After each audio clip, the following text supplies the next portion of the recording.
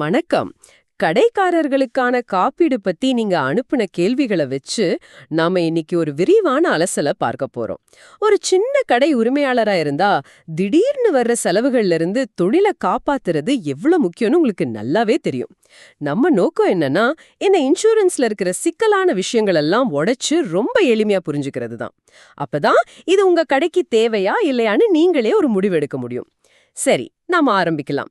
முதல்ல இந்த கடைக்காரர் காப்பீடு, அதாவது ஷாப்கீப்பர்ஸ் இன்சூரன்ஸ்னா என்ன? இது ஒரு நல்ல கேள்வி. ஏன்னா பேர்ல இருக்கிற மாதிரி இது ஏதோ ஒரே ஒரு விஷயத்துக்கான காப்பீடு இல்ல. இத ஒரு ஸ்விஸ் ஆர்மி கத்தி மாதிரி நீங்க நினைச்சுக்கலாம். ஓ, ஸ்விஸ் ஆர்மி கத்தியா? ஆமா. எப்படி ஒரு கத்தியிலேயே கத்திரிக்கோல், ஸ்க்ரூ டிரைவர்னு பல கருவிகள் இருக்கோ, அதே மாதிரி இந்த ஒரே பாலிசியில தீ விபத்து, திருட்டு, மிஷின் பழுது, சட்ட சிக்கல்கள்னு பலவிதமான ஆபத்துகளுக்கு பாதுகாப்பு கிடைக்குது. அதனால தான் இத ஒரு தொகுப்பு கொள்கை இல்லனா பேக்கேஜ் பாலிசின்னு சொல்றோம். புரியுது. இது சட்டப்படி கட்டாயம் கிடையாது. ஆனா உங்க தொழிலை எதிர்பாராத ஒரு பெரிய நஷ்டத்திலிருந்து காப்பாத்துறதுக்கு இது ஒரு முக்கியமான கேடயம். அந்த ஸ்விஸ் ஆர்மி கத்தை உதாரணம் நல்லா புரிய வைக்குது. சரி, அப்போ அந்த தொகுப்புல என்னென்ன கருவிகள் இருக்குன்னு பாப்போம். உங்க குறிப்புகள்ல கிட்டத்தட்ட 10 பிரிவுகள் இருக்கு. இத ஒரு தர்க்க ரீதியான வரிசையில பார்க்கலாம். எந்த ஒரு கடைக்காரனும் முதல்ல கவலைப்படுறது தன்னோட கடை கட்டடம் உள்ள இருக்கிற பொருள்களை பத்தி தான். அதாவது தீ புடிச்சிட்டா என்ன பண்றது, திருடு போயிட்டா என்ன பண்றதுன்னு இந்த அடித்தளத்தை பாதுகாக்க என்ன இருக்கு? மிகச்சரியா சொன்னீங்க. அதுதான் ஃபவுண்டேஷன். பிரிவு 1 மற்றும் 2 இதுக்காக தான் இருக்கு. பிரிவு 1 தீ மற்றும் அதோட சம்பந்தப்பட்ட ஆபத்துகளுக்கானது. இது வெறும் தீய மட்டும் கவர் பண்ணாது. அப்போ வேற என்னலாம் இருக்கு? மின்னல், திடீர்னு ஏதாவது வெடிக்கிறது, கலவரம், புயல், வெள்ளம், ஏன் பூகம்பத்தால உங்க கடை கட்டிடத்துக்கோ உள்ள இருக்கிற ஃபர்னிச்சருக்கோ இல்ல ஸ்டாக்குக்கோ சேதம் வந்தா கூட அந்த நிதி இழப்பை இது ஈடு செய்யும். ஒரு நிமிஷம். அப்போ சமீபத்துல சென்னையில வந்த வெள்ளம் மாதிரி ஒரு இயற்கை சீற்றத்தால கடையில இருக்கிற பொருட்கள் சேதம் அடைஞ்சாலும் கிளைம் பண்ண முடியுமா?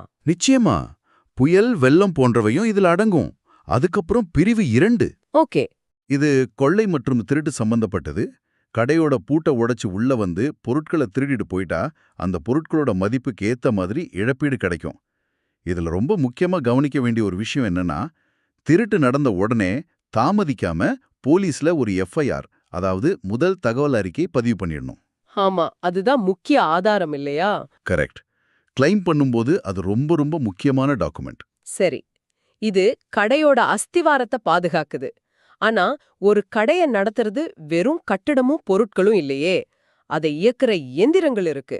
இப்போ ஒரு மளிகை கடைனா ஃப்ரிட்ஜு, ஜெனரேட்டர்னு பல ஐட்டம்ஸ் இருக்கும். அதெல்லாம் பழுதானா என்ன ஆகும்? இப்போ நாம கடையோட என்ஜின் ரூம் பகுதிக்கு வர்றோம். இங்க தான் இந்த பாலிசியோட உண்மையான ஆழமே தெரியும். பிரிவு 3 எந்திர பழுதுகளை பத்தியது. யோசிச்சு பாருங்க, ஒரு பெரிய சூப்பர் மார்க்கெட்ல இருக்கிற அத்தனை ஃப்ரிட்ஜும் ஒரே நேரத்துல ஒரு பவர் சர்ஜனால பழுதாயிடுச்சுன்னா என்ன நிலைமை? அடேயப்பா, பெரிய செலவாகுமே. ஆமா, அதை சரி செய்யற செலவு லட்சக்கணக்கில் போகும்.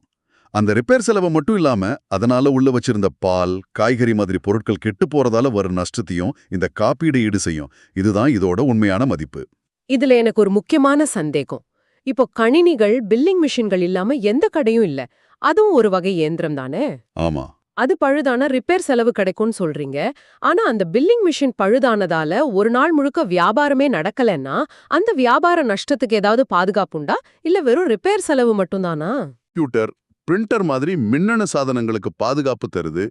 நீங்க கேட்ட மாதிரி பொதுவா இது அந்த சாதனத்தை சரி செய்யற செலவை தான் ஈடு செய்யும்.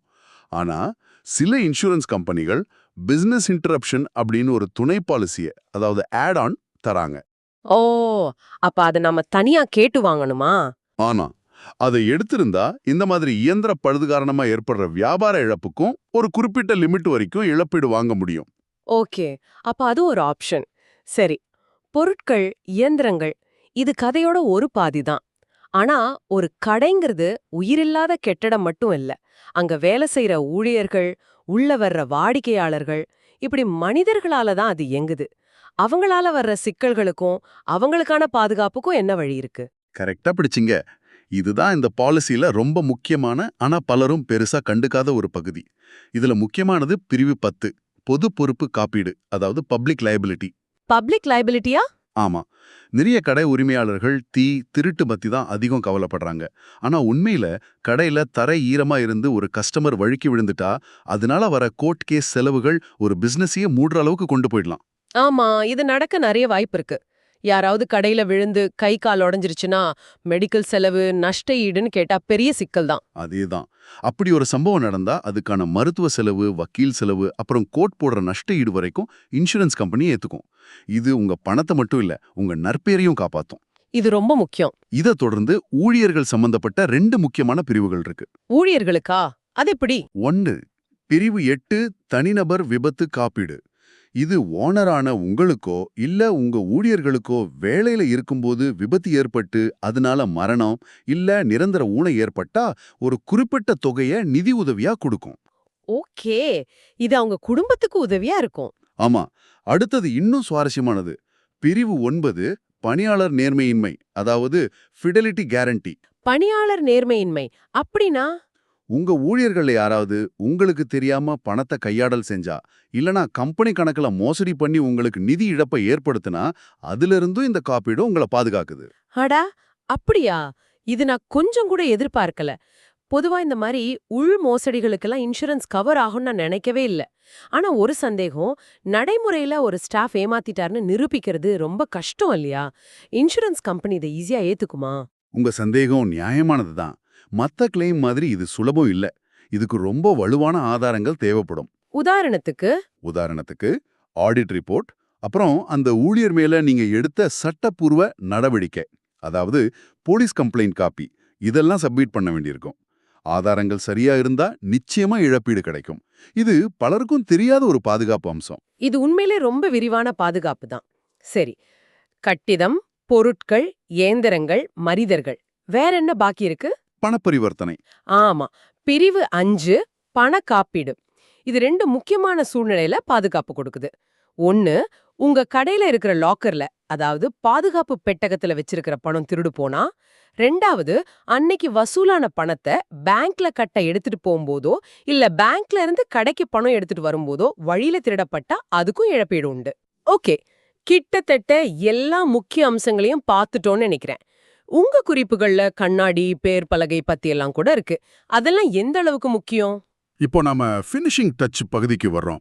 இதெல்லாம் பெரிய நிதி இழப்பை ஏற்படுத்தாது, ஆனா ரொம்ப பயனுள்ள கூடுதல் அம்சங்கள். பிரிவு 6 உங்க கடையோட முகப்புல இருக்கிற பெரிய கண்ணாடி தகடுகளுக்கு பாதுகாப்பு தருது. யாராவது கல் எறிஞ்சோ இல்ல சின்ன விபத்தாலேயோ அது உடைஞ்சா அதை மாத்திர செலவை இது ஏத்துக்கும். சரி. அதே மாதிரி பிரிவு 7 உங்க கடையோட பெயர் பலகை இல்ல நியான் விளக்குகளுக்கு புயல், கலவரம் மாதிரியான காரணங்களால சேதம் ஏற்பட்டா அதையும் சரி செஞ்சுக்கலாம். இதெல்லாம் ஒரு நல்ல போனஸ் மாதிரி. சரி, இவ்வளவு பாதுகாப்புகள் இருக்கு. அப்ப எல்லாத்துக்குமே இழப்பீடு கிடைச்சு விடுமா? இல்ல நம்ம கவனிக்க வேண்டிய சில முக்கியமான விதிவிலக்குகள் இருக்கா? இது மிக மிக முக்கியமான கேள்வி. எந்த இன்சூரன்ஸும் எல்லாத்துக்கும் பாதுகாப்பு தராது. சில பொதுவான விலக்குகள் உண்டு. போர், அணுசக்தி ஆபத்துகள், அரசாங்கத்தால உங்க சொத்துக்கள் கைப்பற்றப்படுறது, இதுக்கெல்லாம் பாதுகாப்பு இல்ல. ஓகே. அதே போல நீங்களே வேணும்னு ஏற்படுத்துற சேதங்கள் இல்லனா பொருட்களோட இயல்பான தேய்மானம், அதாவது வியர் அண்ட் டியர், இதுக்கெல்லாம் இழப்பீடு கிடைக்காது. இங்க நீங்க முக்கியமா கவனிக்க வேண்டிய இன்னொரு விஷயம், பயங்கரவாத தாக்குதல்களால வர்ற இழப்புகளுக்கு இந்த அடிப்படை பாலிசில பாதுகாப்பு இருக்காது. அப்படியா? அதுக்கு என்ன பண்றது? அதுக்கு தனியா டெரரிசம் கவர் அப்படின்னு ஒரு துணை பாலிசிய, அதாவது ஆட் ஆன், கொஞ்சமா கூடுதல் பிரீமியம் கட்டி எடுத்துக்கணும். இது ஒரு தெளிவான விளக்கம். இப்போ செயல்முறைக்கு வருவோம். இதற்கான பிரீமியம், அதாவது வருஷ சந்தா எப்படி கணக்கிடப்படுது? ஒரு கடைக்கு தோராயமா எவ்வளவு செலவாகும்? ஒருவேளை துரதிருஷ்டவசமா ஒரு நஷ்டம் ஏற்பட்டா அதை எப்படி கோருவது? பிரீமியம் பல விஷயங்களை பொறுத்து மாறும். நீங்க எவ்வளவு ரூபாய்க்கு இன்ஷூர் பண்றீங்க, உங்க பிசினஸ் என்ன வகை, உதாரணத்துக்கு ஒரு துணி கடைக்கும் ஒரு பட்டாஸ் கடைக்கும் ரிஸ்க் வேற இல்லையா? ஆமா ஆமா. அப்புறம் உங்க கடை இருக்கிற இடம், கடைசியா நீங்க இந்த 10 பிரிவுகள்ல எதையெல்லாம் தேர்ந்தெடுக்கிறீங்க, இது எல்லாம் பொறுத்து தான் பிரீமியம் கணக்கிடப்படும். அப்படியானால் நமக்கு தேவையான பிரிவுகளை மட்டும் தேர்ந்தெடுத்துக்கிற வசதி இருக்கா?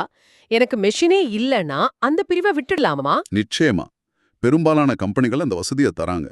ஒரு சராசரியா ஒரு 500 சதுரடி துணிக்கடைக்கு சுமார் 10 லட்சம் ரூபாய்க்கு முக்கியமான பிரிவுகள்ல காப்பீடு செஞ்சா வருஷ பிரீமியம் தோராயமா ஒரு 8,000 ரூபாயிலிருந்து 12,000 ரூபாய் வரைக்கும் வரலாம்.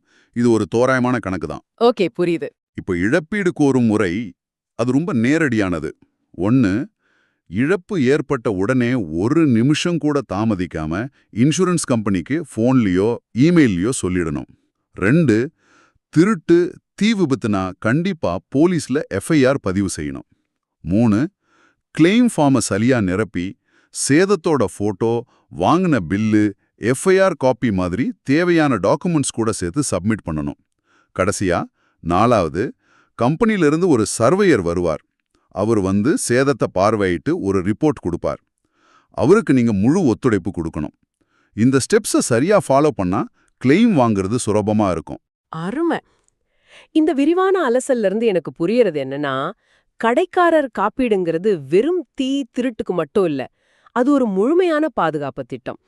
கட்டிடம், பொருட்கள், எந்திரங்கள், பணம், ஊழியர்கள், வாடிக்கையாளர்கள்னு ஒரு தொழிலோட எல்லா அங்கங்களையும் இது பாதுகாக்குது.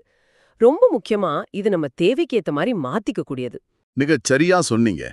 இது ஒரு ரெடிமேட் சட்டை மாதிரி இல்லாம உங்க தேவைக்கேற்ப தைக்கப்பட்ட சட்டை மாதிரி மாத்திக்கலாம். நிறைவா உங்களுக்காக ஒரு சிந்தனை. இந்த காப்பீட்டு திட்டம்ங்கிறது ஒரு செலவு என்பதை விட உங்க தொழிலோட எதிர்காலத்துக்கான ஒரு முதலீடு.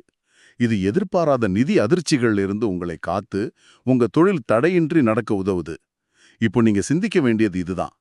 உங்க தொழிலில் இதுவரைக்கும் நீங்க கவனிக்காம விட்ட வேற என்ன ஆபத்துகள் மறைஞ்சிருக்கலாம்? அவற்றை எதிர்கொள்ள நீங்க எப்படி தயாரா இருக்கீங்கன்னு எப்போதாவது யோசிச்சிருக்கீங்களா?